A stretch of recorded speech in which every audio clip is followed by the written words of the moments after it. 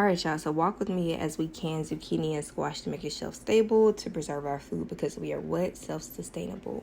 So the first thing we're going to do is cut up some zucchini.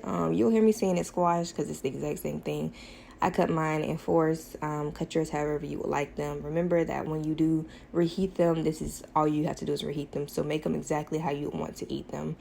In the back row, you're going to see I'm doing all zucchini. And in the front row, you're going to see I'm going to mix in some purple onion involved in there because we like onion with our zucchini. Now, in the back row, I'm doing just plain zucchini just in case we want to add some fresh onion to have more of that crisp.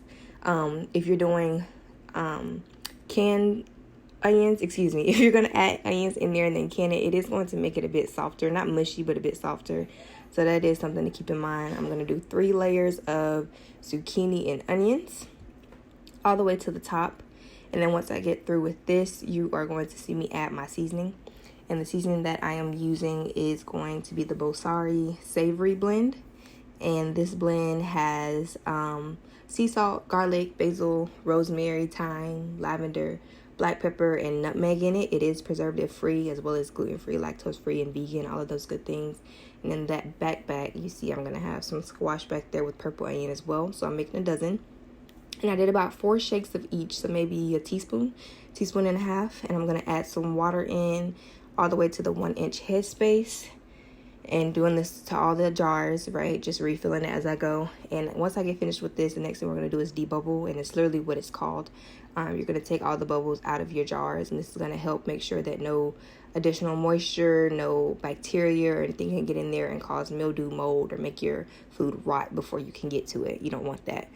So we're going to do that all the way around. And here I'm going to show you what a bubble looks like when it's in there. See?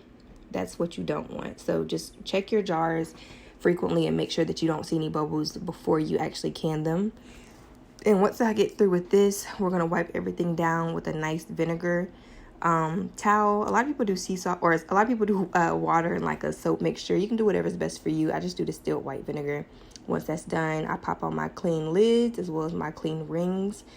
A lot of people are going to tell you to do it fingertip tight. I do it 1 ring around.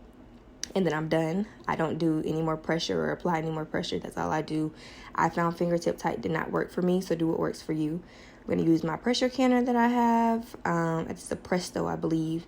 I'm going to add 6 jars on the bottom and make sure none of them are touching each other or the canner, because this can cause them to rock around while they're canning and can cause breakage or loosen your rings without it actually canning first and sealing first.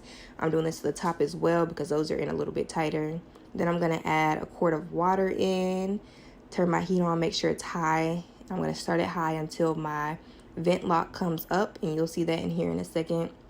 Once it's up, I'm going to add on my weight. I'm going to wait till it gets to 15 pounds of pressure, and then I'm going to do my regular method of turning it down every once in a while until it comes down to 5 and then turn it off completely. Once they are canned, I leave them in there for about 10 minutes. People tell you overnight. I leave it about 10-15 minutes. Take it out. It's worked fine for me every single time. You will see them venting, and then I seal and store them.